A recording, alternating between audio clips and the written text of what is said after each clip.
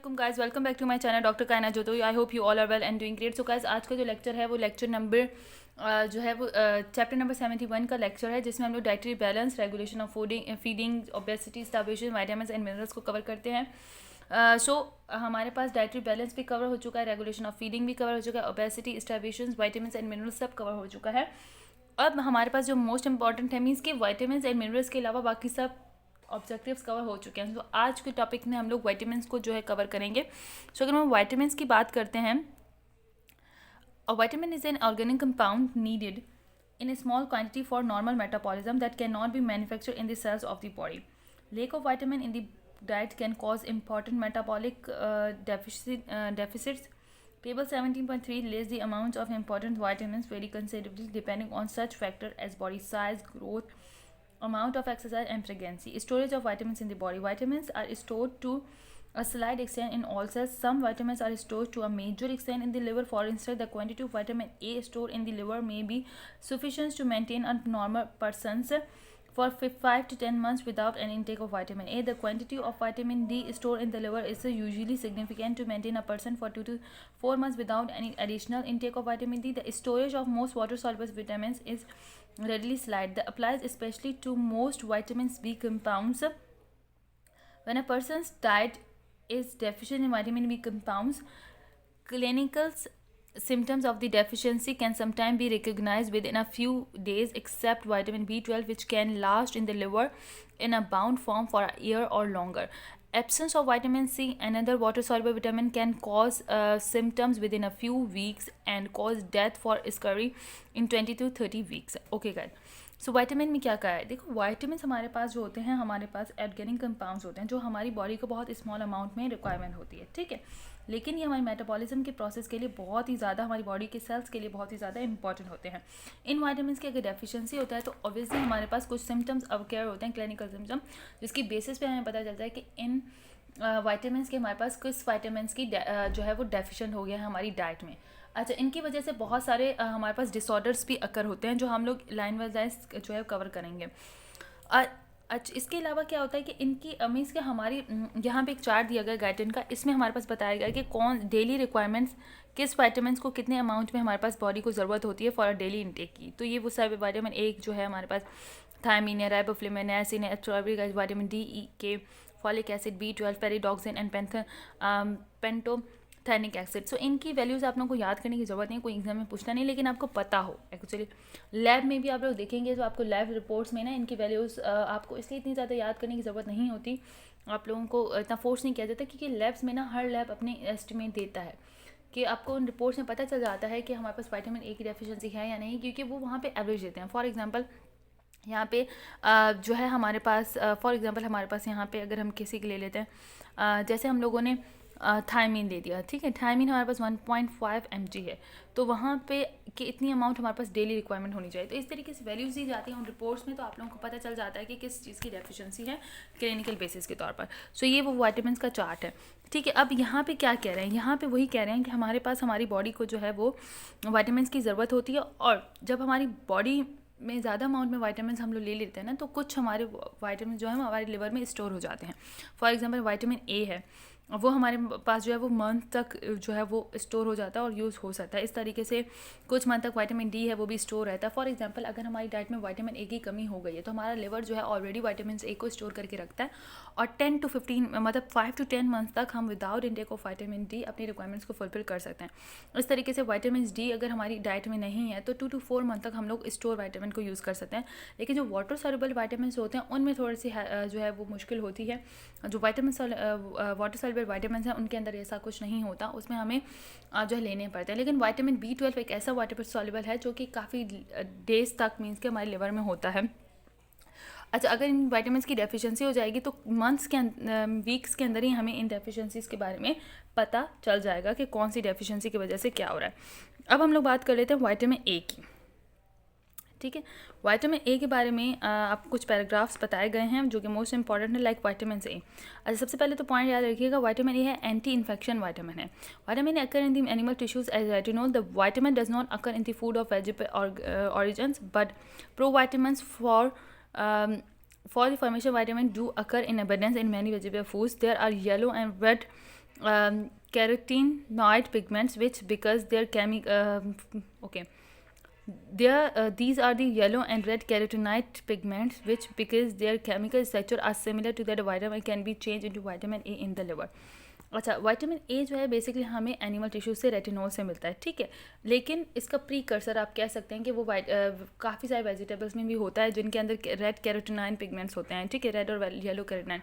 अगर वो वाइटामिन अगर हम लोग डाइट में वेजिटेबल्स लेते हैं तो फिर उनमें जो है वो प्रीकर्सर विटामिन ए का पाया जाता है, तो लिवर उसे चेंज करके विटामिन ए में भी कन्वर्ट कर सकता है. लेकिन मेनली ये कहाँ से इसकी ओरिजिन है, फूड में, एनिमल्स के टिश्यू रेटिनॉल में बहुत ज़्यादा पाया जाता है.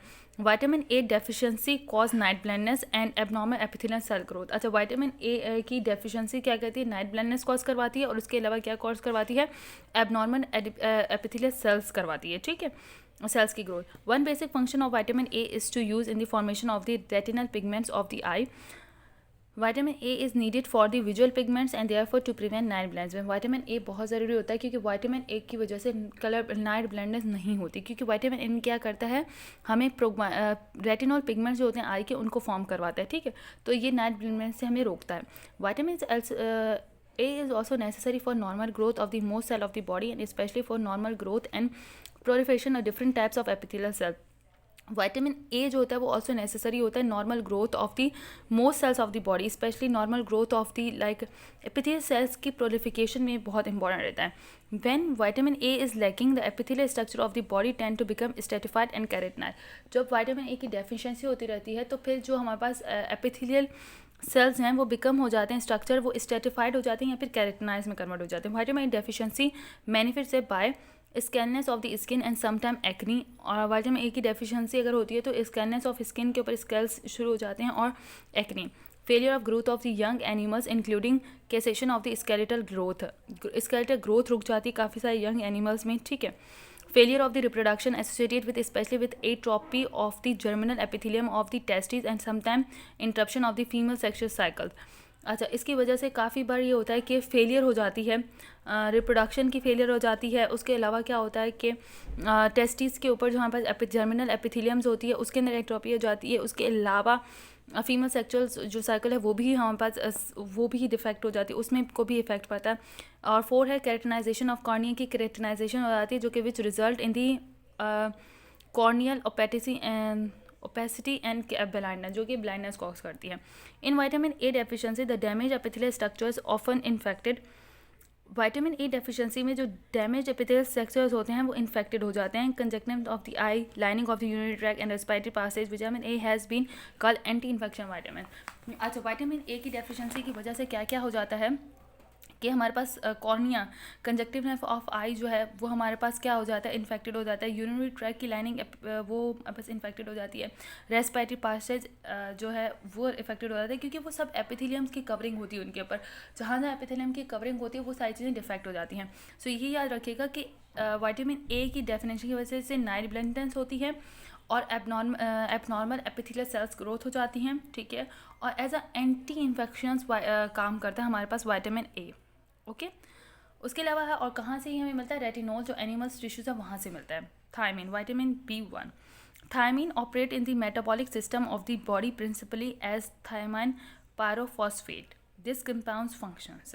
अच्छा, थायमिन जो होता है वो metabolic systems of the thiamine phosphate में जो है इनिशिएट करवाता है उस सिस्टम्स को. तो थायमिन जो होता है metabolic systems of the body principally thiamine जो थायमिन पायरोफॉस्फेट है उसमें हमारे पास जो है वो एक्टिविटी को या उसके मेटाबॉलिक सिस्टम्स को ये क्या करता है, ऑपरेट करता है. This compound function as a carboxylase operating mainly in the conjunction with a protein decarboxylase for decarboxylation of the pyruvic acids and other alpha keto acid. So ये vitamin as a thiamine pyrophosphate के तौर पर काम करता है. और इसका जो मेन वर्क होता है ना, मीन्स कि अगर हम लोग मेन इसकी बात करें तो कार्बोऑक्सिलेज के तौर पर यूज़ होता है कनेक्शन द प्रोटीन की डीकार्बोऑक्सिलाइजेशन पे for decarboxylation of pyruvic acids. Protein decarboxylase for means के पायरुविक एसिड की डीकार्बोऑक्सिलाइजेशन में ये हमारे पास यूज़ होता है and other alpha keto acids में भी. थायमिन डेफिशिएंसी जो है वो बेरी कॉज करती है, causes decrease utilisation of pyruvic acid and some amino acids by the tissues but increase utilization of the fat. Thus thiamine is specifically needed for the final metabolic carbohydrates and mainly amino acid. The decreased utilization of these nutrients is responsible for many debilities associated with thiamine deficiency. अच्छा debilities. अब हमारे पास क्या है, थायमीन्स का main काम क्या होता है कि वो थायमीन जो है वो पायरुविक एसिड की डीकार्बोक्सिलेशन करवाता है और प्रोटीन की फाइनल डीकार्बोक्सिलेशन में भी काम करता है, ठीक है। सो थायमीन हमारे पास बहुत ही ज़्यादा इंपॉर्टेंट होता है ताकि वो पायरुविक एसिड की यूटिलाइजेशन करवा सके और कुछ अमाइनो एसिड्स की भी यूटिलाइजेशन का टिश्यूज़ में। अगर ये हमारे पास डेफिशिएंसी हो जाती है तो फिर ये इंक्रीज़ कर देता है fat utilisation of the fat की, ठीक है। और क्योंकि ये कार्बोक्सिलेशंस की कार्बोहाइड्रेट्स की फाइनल मेटाबॉलिज्म में यूज़ होता है, तो अगर इसकी डेफिशिएंसी हो जाती है तो बहुत सारे जो है वो फैक्टर्स डिसऑर्डर कॉज होंगे एज रिलेटेड टू कार्बोहाइड्रेट्स की मेटाबॉलिज्म से रिलेटेड, तो इसलिए ये बहुत ज़्यादा इंपॉर्टेंट होता है। अच्छा, इसके बाद हम लोग करते हैं कि डेफिशिएंसी कॉज जो मेन है हमारे पास। अच्छा, इसके बाद से थायमीन का बहुत इंपॉर्टेंट यहाँ पे रोल है। सो थायमीन की अगर हम लोग बात करें, okay, thiamine deficiency cause lesion of the central and peripheral nervous system. Thiamine की deficiency lesion of the central and peripheral nervous system को इफेक्ट करती हैं।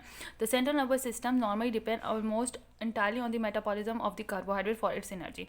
In thiamine deficiency, a utilization of glucose by the nervous system may decrease 50 to 60% and is replaced by utilization of ketone body derived from the fat metabolism. The neural cells of the central nervous system face slow chromatolysis and swelling during thiamine deficiency, changes that are characterized of the neural cells with poor nutrition. These changes can disrupt communication in many portions of the central nervous system. Thiamine deficiency can cause degradation of the myelin sheaths of the nerve fibers in both the peripheral nervous system and central nervous system. Lesions in the peripheral nervous systems cause them to become extremely irritable, resulting polynucleitis characterized by pain radiating along the course of one or many peripheral nerves. Also, fiber tracts in the spinal cord can degenerate to such an extent that paralysis occasionally results. Even in the absence of paralysis, the muscles atrophy resulting in severe weakness. सो कितना important है thymine की deficiency की वजह से क्या क्या हो रहा है। थायमीन की डेफिशिएंसी अगर हो जाएगी तो क्या होगा, central nervous system and peripheral nervous system में बहुत ज़्यादा इफेक्ट पड़ रहा है। देखो, जो सेंट्रल नर्वस सिस्टम है वो ऑलमोस्ट मेटाबॉलिज्म ऑफ कार्बोहाइड्रेट्स से उसे एनर्जी मिलती है, ठीक है। ग्लूकोज से एनर्जी मिलती है, कार्बोहाइड्रेट की मेटाबॉलिज्म होती है और उसको एनर्जी मिलती है। अब यहाँ पे कार्बोहाइड्रेट्स की मेटाबॉलिज्म तो हो ही नहीं रही, तो वो फैट की फैट की मेटाबॉलिज्म से वो काम चला रहा है। सो कीटोन बॉडीज़ पे उसको पूरी अपनी न्यूट्रिशन मिलती है, लेकिन वो कीटोन बॉडीज़ की न्यूट्रिशन उसके लिए जो है वो इतनी रिलायबल नहीं होती या इतनी यूजेबल नहीं होती। मीन्स कि उसकी फिर भी डेफिशिएंसी, कुछ ना कुछ डेफिशिएंसी ग्लूकोज में की वजह से रह जाती है। इसलिए जब भी कीटोन बॉडीज़ जो है वो हमारे पास, मीन्स के थायमीन की जब भी डेफिशिएंसी होगी तो उसकी वजह से क्या होगा कि न्यूरल सेल्स को जो है मैक्सिमम अमाउंट ऑफ एनर्जी नहीं मिल रही। इसकी वजह से क्या होगा कि हमारे पास इस लेशंस की वजह से क्या होगा कि न्यूरॉन्स में प्योर न्यूट्रिशन हो जाएगी, डिग्रेडेशन हो जाएगी माइलिन शीट्स में, जो कि नर्व फाइबर्स बोथ पेरिफेरल और सेंट्रल नर्वस सिस्टम में। उसकी वजह से हमारे पास क्या होगा, पॉलीनेट्राइटिस हो जाएगी, पेन जो है वो रेडिएट करेगा पेरिफेरल नर्व्स में। उसके अलावा पैरालिसिस भी हो सकती है क्योंकि कॉर्ड जो है वो डिग्रेड होना, फाइबर ट्रैक्स होते हैं स्पाइनल कॉर्ड के, वो डिग्रेड होना शुरू हो जाएंगे और पैरालिसिस हो जाएगी। अगर पैरालिसिस ना भी हो तो वीकनेस, सीवियर वीकनेस हो जाएगी मसल्स में। सो ये इतने सारे डिसऑर्डर हो रहे हैं सिर्फ थायमीन की वजह से। मीन्स कि peripheral nervous system and central nervous system के ऊपर बहुत ही ज़्यादा इफेक्ट कर रहा है अगर थायमीन की डेफिशिएंसी हो जाए। देन हमारे पास क्या है, okay, thiamine deficiency weakness the heart and causes peripheral vasodilation. Okay, thiamine की डेफिशिएंसी अब हार्ट पे भी बहुत ज़्यादा इफेक्ट कर रही है। A person with severe thiamine deficiency eventually develop cardiac failure because of weakness of the cardiac muscles. Further the venous drain of blood to the heart may increase so much as 2 times normal. This cause because thiamine deficiency cause peripheral vasodilation throughout the circulatory system. Presumably as a result, decreased release of metabolic energy in the tissue leading to local vascular dilation. The cardiac effects of thiamine deficiency are due partially to high blood flow into the heart and partly to primary weakness of the cardiac muscle. Peripheral edema, ascites also occur to a major extent, some with thiamine deficiency, mainly by the cardiac failure. तो means के thymine का कितना important role है हमारी body में। Thymine means के एक, आप समझते हैं कि आपके लिए वाइटामिन के कोई जो है इम्पॉर्टेंस नहीं होगी। आप लोग समझते होंगे कि इसलिए कहते हैं कि सब्जियां खाया करें, मीट खाया करें, क्योंकि ये सारी चीज़ें आपके ऊपर बहुत ज़्यादा इफ़ेक्ट करती हैं। अगर हम लोग अच्छा ठीक है, विटामिन B12 की अगर मैं सोर्सेज की बात करूं कि मेनली हमारे पास जो विटामिन B12 है वो हमें मिलता कहाँ से है। तो देखो vitamin means sorry vitamin B12 नहीं, विटामिन जो हमारे पास B1 है। सो सिंपल हमारे पास अगर विटामिन की B1 की बात करें तो उसके एनिमल सोर्सेज में एग है, लिवर है, ऑल्सो इंटेस्टाइनल फ्लोरा भी इसे सिंथेसाइज करता है। प्लांट्स में हमारे पास जो है नट्स हैं, वेजिटेबल्स से है, सीरियल से मिल रहा है, लिग्यूम्स से मिल रहा है। उससे हमारे पास देखो मीन्स के एटलीस्ट आप एग वगैरह तो खाया करें, ठीक है। इसके अलावा वेजिटेबल्स और नट्स तो खाया करें, उसमें भी हमें विटामिन B12 में विटामिन B1 मिल रहा है। सो ये बहुत ही ज़्यादा इंपॉर्टेंट विटामिन है, क्योंकि इसके हार्ट के ऊपर कैसे इफेक्ट पड़ रहे हैं। थायमिन की डेफिशिएंसी हो जाएगी तो हार्ट मसल जो हैं वो क्या होगे, वो हार्ट कार्डिक मसल जो हैं वो वीक पड़ जाते हैं, ठीक है, जो कि हमारे पास कार्डिक फेलियर की तरफ चले जाते हैं। और वीनस रिटर्न, कार्डिक फेलियर की वजह से जो वीनस रिटर्न होता है ना वो बहुत ज़्यादा इंक्रीज हो जाता है एट 2 to 9 टाइम, जिसकी वजह से वेजोडाइलेशन हो जाती है सर्कुलेटरी सिस्टम्स के अंदर, और उसकी वजह से मेटाबॉलिक एनर्जी जो है टिश्यूज़ तक वो बहुत ही ज़्यादा कम हो जाती है। सो लोकल वस्कुलर डायलेशन हो जाती है, और इसी की वजह से क्या होता है कि हाई ब्लड फ्लो होता है हार्ट में, और पार्टली वीकनेस हो जाती है कार्डिक मसल्स की। देखो हाई ब्लड फ्लो होगा हमारे हार्ट में तो ऑब्वियसली वीक मसल्स वीक होंगे, क्योंकि कोई भी चीज़ अगर एक्स्ट्रा अमाउंट में काम करती है तो वीक हो जाती है। तो इस वजह से हाई ब्लड फ्लो हो रहा है तो इसकी वजह से वीक हो रहे हैं कार्डिक मसल्स, और पेरिफेरल एडिमा भी हो रहा है, एसाइटिस हो रहा है, क्योंकि हार्ट फेलियर की वजह से हमारे पास क्या होता है, कार्डिक फेलियर की वजह से एडिमा, पेरिफेरल एडिमा और एसाइटिस अक्कर हो जाते हैं। उसके बाद है thiamine deficiency cause GIT gastrointestinal tract disturbance. Among the GIT's gastric symptoms of the thiamine deficiency are indigestible, severe constipations, anorexia, gastric anodyne, hypochlorhydria. All these effects presumably results from the failure of the smooth muscles and glands GIT tract to drive sufficient energy for carbohydrate metabolism.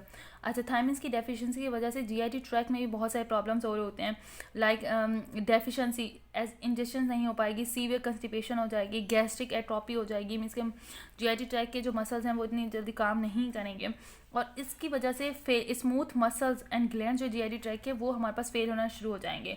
The overall picture of the thiamine deficiency including polyneuritis, cardiovascular symptoms, उसके gastrointestinal disturbance frequently referred to as beriberi, especially when the refers to as beriberi, specially when the cardiovascular systems predominates. अच्छा देखो, अब अगर हम लोग overall लें तो थायमिन्स की वजह से बेरी सिम्टम्स होती है, ठीक है। उस बेरी सिम्टम्स की वजह से क्या क्या हो रहा है हमारे पास, कि हमारे पास कार्डिक फेलियर भी हो रहा है, GIT ट्रैक भी डिस्टर्ब हो जाता है, peripheral and central nervous system के ऊपर भी ये बहुत ही ज़्यादा मीन्स की क्या करती है, इफेक्ट करती है। उसकी वजह से हमारे पास क्या होता है कि बहुत ही ज़्यादा डिसऑर्डर कॉज शुरू हो जाते हैं। सो वाइटामिन में हमने सिर्फ और सिर्फ विटामिन A का पढ़ा और विटामिन B का पढ़ा, विटामिन A और विटामिन हम लोगों ने B को पढ़ा, B1 को। देखो विटामिन A की वजह से भी हमें बहुत सारे डिसऑर्डर जो हैं वो कॉज हो रहे थे।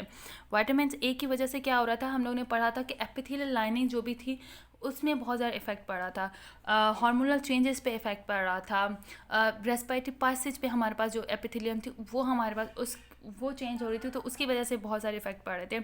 इसी तरीके से विटामिन B1 के भी थायमिन जो है उसके भी बहुत ज़्यादा एडवांस इफेक्ट्स थे, मीन्स कि अगर उसकी डेफिशिएंसी हो रही है तो उसमें से कितने ज़्यादा इफेक्ट जो है वो हमें मिल रहे हैं। तो इस वजह से ये शो करता है कि दोनों टॉपिक्स कितने इंपॉर्टेंट है। देखो अगर जनरली ये एग्जाम में नाम भी हैं या कुछ भी, लेकिन ये एक इंपॉर्टेंट टॉपिक्स हैं जो हर डॉक्टर को पता होने चाहिए, तो गाइडलाइन में इसको इतने अच्छे तरीके से इसलिए डिस्क्राइब किया गया है। सो आई होप आज का लेक्चर इस वीडियो में यहीं तक क्लोज करते हैं, दैन फिर नेक्स्ट जो वीडियो है उसके अंदर रिमेनिंग वाइटामिन्स को हम लोग क्लियर करेंगे। टिल दैट अल्लाह हाफिज़ गाइस। आई होप ये लेक्चर आप लोगों के लिए वेरी हेल्पफुल रहेगा बहुत ज़्यादा। इसको यहाँ पे एक बार गाइडेंस से खुद बुक उठा कर रीड कर लीजिएगा मेरा लेक्चर देखने के बाद, क्योंकि ताकि आप लोग को ईजिली याद हो जाए, क्योंकि ये वाइटामिन्स बहुत ही ज़्यादा इंपॉर्टेंट है। सो आई होप ये लेक्चर आप लोगों के लिए बहुत ही ज़्यादा यूज़फुल रहेगा। टिल दैट अल्लाह हाफिज़ गाइस।